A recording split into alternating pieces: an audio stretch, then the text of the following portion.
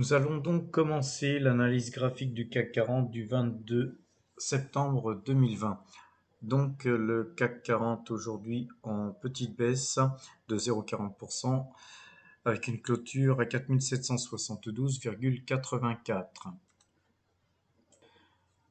Alors graphiquement, on a toujours une baisse, une forte baisse par rapport en fait à la zone où on était en sécurité, ni acheteur ni vendeur. Là, on a continué à appuyer à la baisse.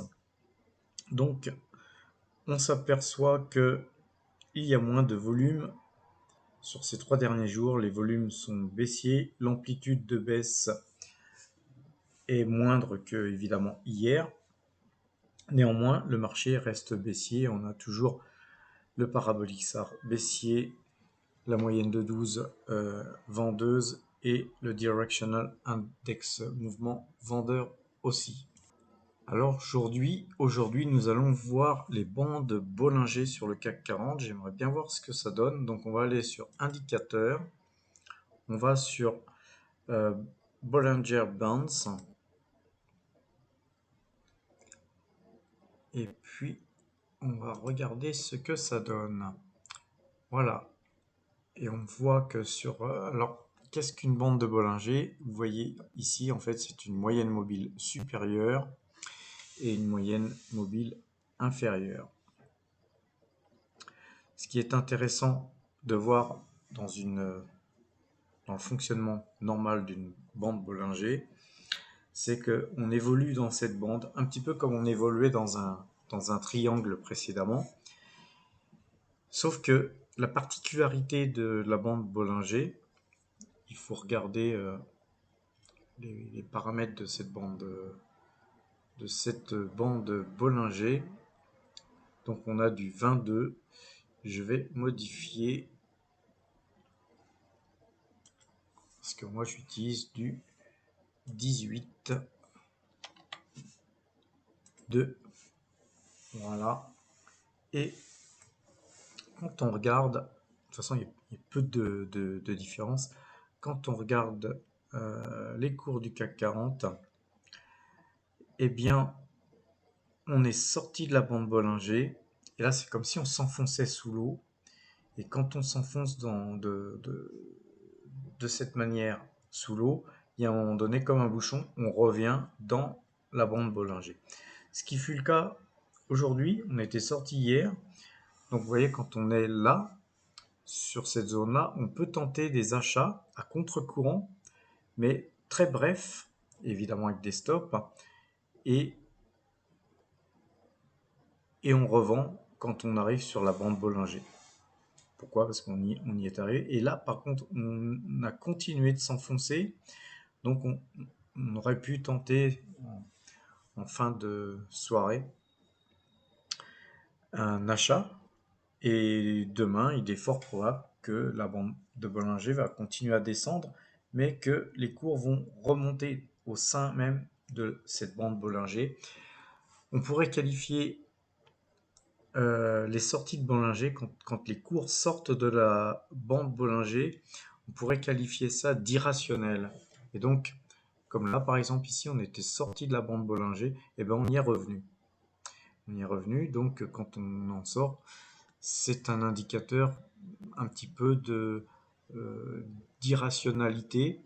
Et par contre, attention, ça peut parfois durer 2 jours, voire 3 jours, comme là ici. Mais à chaque fois, on était sorti ici, on aurait pu acheter, et vous avez revu vos cours ici.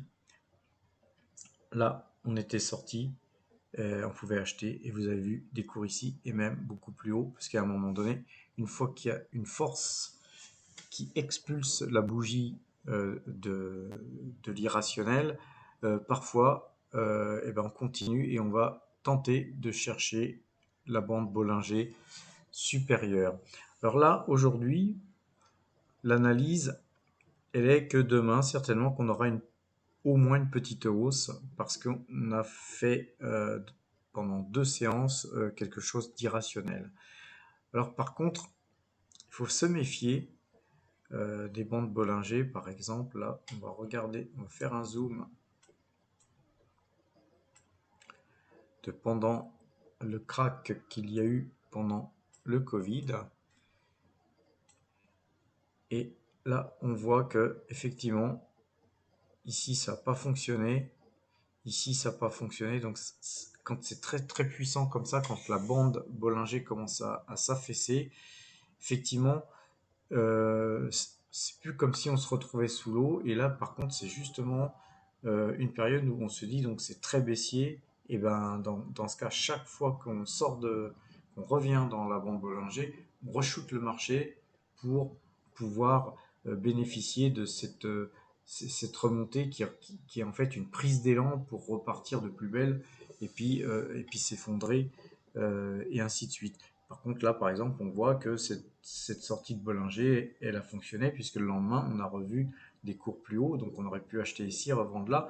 Par contre, on aurait pu aussi shooter le marché par ici. Pourquoi? Parce que effectivement, le marché restait baissier. Et là, on a une stagnation des cours en, on va dire, 6-7 jours. On a un canal ici. Et ensuite, bah, après, effectivement, en plus, vu l'ampleur de la baisse, on peut se repositionner différemment. Mais voilà comment fonctionne donc la bande Bollinger. Il y a énormément de façons de, de travailler la bande Bollinger. Moi, personnellement, je la mets uniquement de temps à autre quand il y a on va dire, des excès, comme là, aujourd'hui. Je juge que c'est un excès. Le marché reste encore baissier. Je pense que on pouvait tenter un achat et peut-être qu'on pourra tenter des achats demain. Il faudra voir. En tout cas, voilà pour le CAC 40 qui reste extrêmement baissier, hein, c'est le moins qu'on puisse dire. Et on va voir un petit peu les valeurs du CAC 40. Donc on a Total aujourd'hui qui gagne 0,71%. Alors, pas très jolie bougie finalement. J'ai acheté moi en début de séance, comme je vous l'avais dit hier, une petite ligne supplémentaire totale hein, qui se rajoute aux précédentes. Pendant un temps, on a une belle bougie verte et je me suis dit, tiens, j'aurais dû faire une plus grosse ligne. Finalement, non. Le marché s'est dégonflé.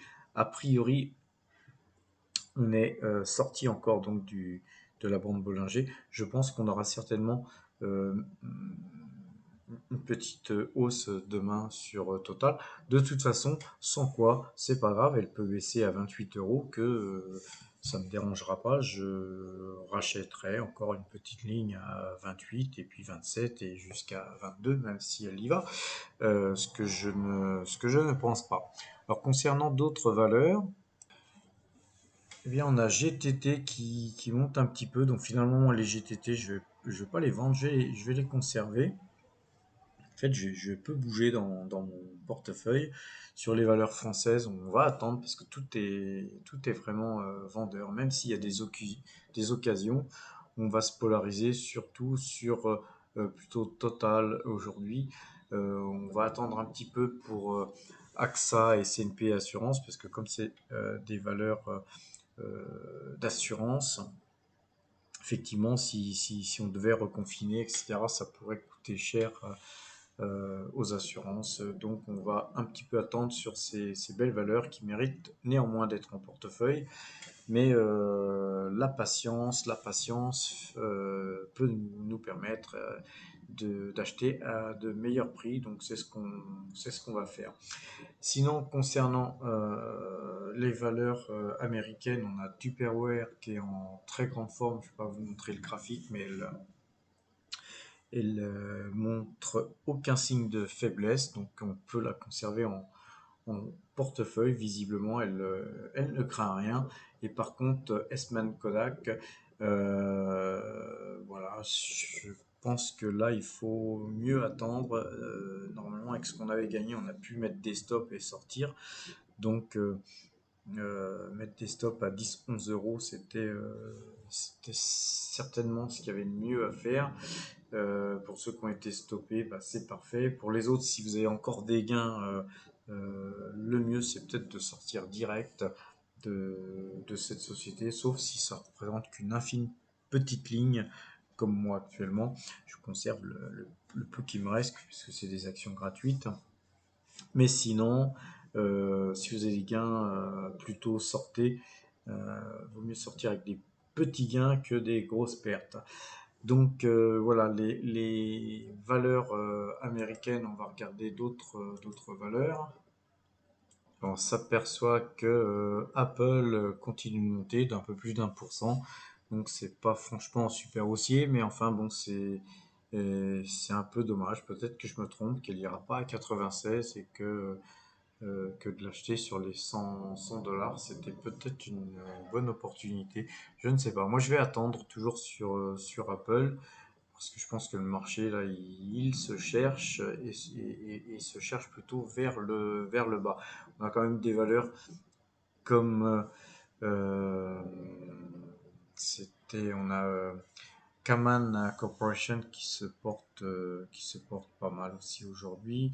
Et on avait aussi Colony Capital qui monte pas mal. Et puis on voit que Tesla perd du terrain, 4,72%.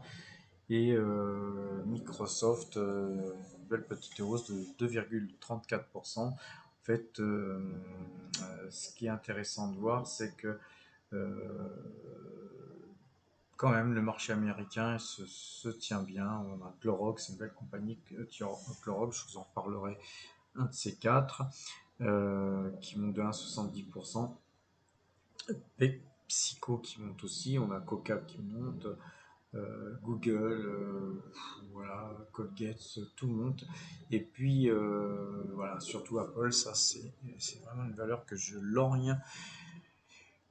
Et donc, bah, aujourd'hui, mis à part une petite ligne de total, je n'ai rien fait de mieux. Je pense qu'il faut attendre et patienter, hein. Le marché est trop volatile pour se lancer dans des grandes opérations. Par contre, quand on a un joli portefeuille, on ne panique pas, on garde ses pauses et on met ses liquidités de côté pour pouvoir faire feu un peu plus bas ou beaucoup plus bas si le marché y va. Voilà, je vous souhaite une bonne soirée et puis à demain.